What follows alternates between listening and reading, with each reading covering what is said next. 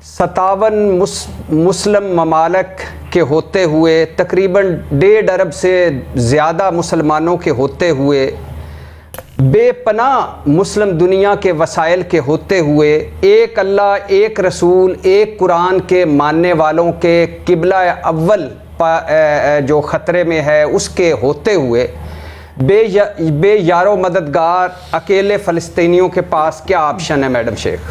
फ़लस्तीनी भाई मुस्लिम ममालिक की तरफ देख रहे हैं कि मुस्लिम ममालिक इस जुल्म के आगे मुत्तहिद नहीं है। ज़रूरत अमली इक़दामात की है और काम सिर्फ मज़म्मती बयानात से चलाया जा रहा है। अमली इक़दामात की बजाय मज़म्मती बयानात से काम चलाया जा रहा है। कहा जाता है कि रात जितनी भी तवील हो सुबह तुलू होकर रहती है, लेकिन कश्मीरियों की अंधेरी रात सुबह होने को नहीं आ रही है। 74 साल होने को हैं, जुल्म और जबर के नए सियारे बने, बर्बरियत की नई दास्तानें रकम हुई, शहदा के कब्रिस्तान आबाद हुए। कोई दिन नहीं जाता कि जब कश्मीरी अपने प्यारों की लाशें न उठाते हों।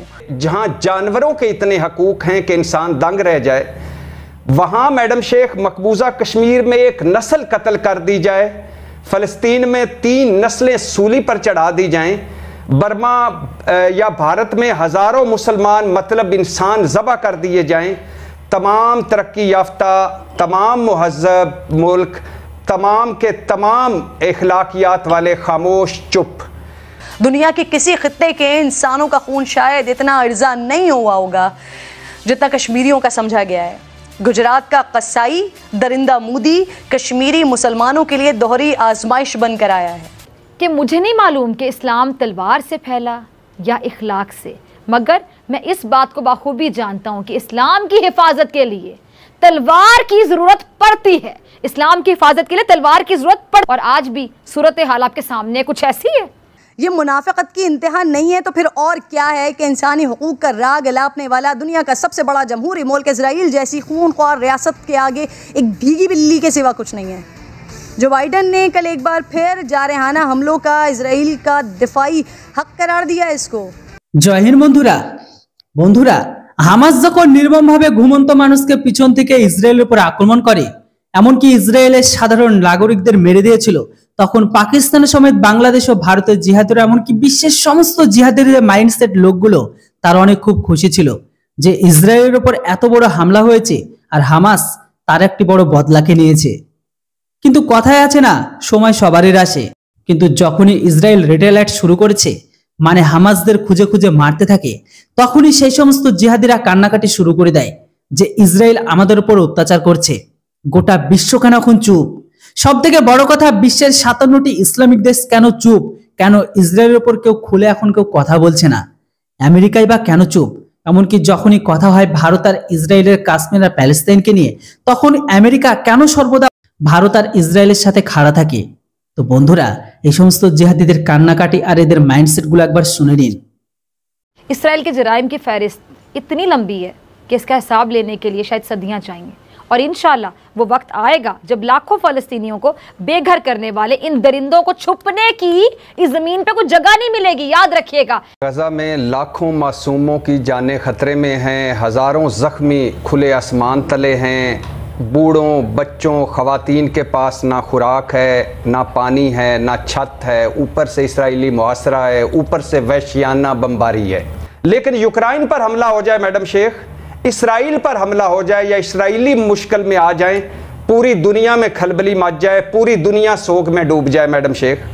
तो ठीक है, आप करें, आपको चाहिए फलस्तीन को सपोर्ट करें, लेकिन जाएं वहां कुछ करें उनके लिए फिर, क्योंकि उसकी वजह यह है अब वो रिटेलिएट करेंगे। और इजराइल जो है, आज अभी तक वो अटैक कर चुके हैं, अभी भी वहां रात का टाइम है, नेतन्याहू साहब अभी आने वाले हैं, स्पीच देने वाले हैं।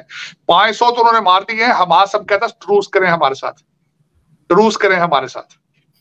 और माजी के अंदर इजराइल ने कभी अपना ऑपरेशन बंद नहीं किया जब तक वो अपने टारगेट अचीव न कर ले। आपके ट्वीट, ये लौंडे रपाड़ों को मेरा मशवरा दे, ट्वीटों के साथ दुनिया नहीं चलती मेरे बच्चे। ये कहां का इस्लाम है जो आपको इजाजत दे कि आप मासूम लोगों को जाके, निहत्थे लोगों को जाके मारे? आप, ये इस्लाम इजाजत देता है? मैं जिस मजहब पे बिलीव करता हूं वो हालते जंग में कहता है कि आपने सब्ज दरख्त भी नहीं काटना, ग्रीन ट्री भी नहीं काटना आपने। ये किस किस्म का इस्लाम आप लेके प्रचार कर रहे हैं भैया?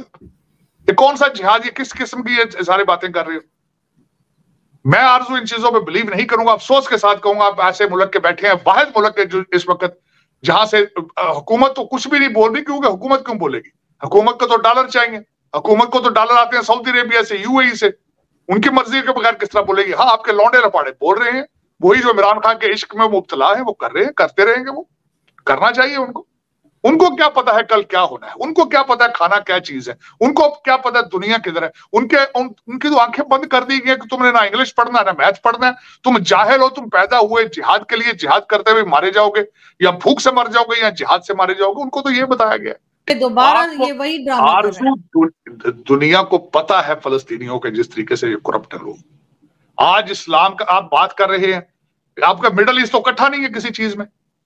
आपको पता ही है जिनके अंदर की इनकी लड़ाइयां हैं, इनके मुल्कों के हालात देखें आप जैसे मेरे जैसे लोग जाते हैं, हमें तो मस्कीन और गरीब कहते हैं, ये रफीक कहते हैं, और ये मेरे पाकिस्तानी लौंडे लपाड़े इस्लाम को समझने की बजाय इनको पता ही नहीं इस्लाम क्या है, इनको तो फॉरेन रिलीजन है, पता ही नहीं है इस्लाम क्या चीज है भाई। और पहले इस्लाम के फंडामेंटल सीखो यार, खुदा का नाम है, फिलॉसफी देखो इस्लाम क्या है। और दूसरा सबसे बड़ी बात यह है कि दुनिया का हर मजहब एक प्यार का प्रचार कर रहा है। अगर प्यार करने की सलाहियत नहीं रखते हो तो ये मजहब के काम में ना जाया करो। आरजू सबसे बड़ी एक और आज मेरा बिलीफ है, मैं पहले पैदा इंसान हुआ था, उसके बाद मुझे मजहब और नाम दिया गया है। अगर मुझे इंसानियत का कोई शर्म लिहाज नहीं है तो forget about it, whatever you are, you Christian, Jew, whatever, Hindu, Muslim और सिख, जो कुछ भी हो, मेरी नजर में आप जीरो हो रिगार्डलेस। लेकिन आरजू मैं इस पे आज अपना खास कर ये मैं बताना चाह रहा था, इसमें यकीन कीजिए, मैं आज मेरी बात आप रिकॉर्ड पे ये कर लें, इसमें आज जिस तरह भी इन्होंने किया है इसमें नुकसान मुसलमानों को ही होगा, क्योंकि ये ना तैयार है, ना एजुकेशन वाइज, ना टेक्नोलॉजी वाइज, ना अकल वाइज, किसी चीज में भी तैयार नहीं है। और ये मरवाएंगे अब इसको, इनका कारोबार है भाई, हमास का तो कारोबार है। मारे इसमें कौन जाएंगे? इनोसेंट बच्चे मारे जाएंगे। ये तो टेररिस्ट ऑर्गेनाइजेशन है हमास, तो कई लोगों का कहना है। इसराइल के जराइम की फहरिस्त इतनी लंबी है कि इसका हिसाब लेने के लिए शायद सदियां चाहिए, और इंशाल्लाह वो वक्त आएगा जब लाखों फलस्तीनियों को बेघर करने वाले इन दरिंदों को छुपने की इस जमीन पे कोई जगह नहीं मिलेगी, याद रखिएगा। गजा में लाखों मासूमों की जानें खतरे में हैं, हजारों जख्मी खुले आसमान तले हैं, बूढ़ों, बच्चों, खवातीन के पास ना खुराक है, ना पानी है, ना छत है, ऊपर से इसराइली मुआसरा है, ऊपर से वहशियाना बमबारी है। लेकिन यूक्रेन पर हमला हो जाए मैडम शेख, इसराइल पर हमला हो जाए या इसराइली मुश्किल में आ जाए, पूरी दुनिया में खलबली मच जाए, पूरी दुनिया सोग में डूब जाए मैडम शेख। तो ठीक है, आप करें, आपको चाहिए फलस्तीन को सपोर्ट करें, लेकिन जाए वहां कुछ करें उनके लिए फिर, क्योंकि उसकी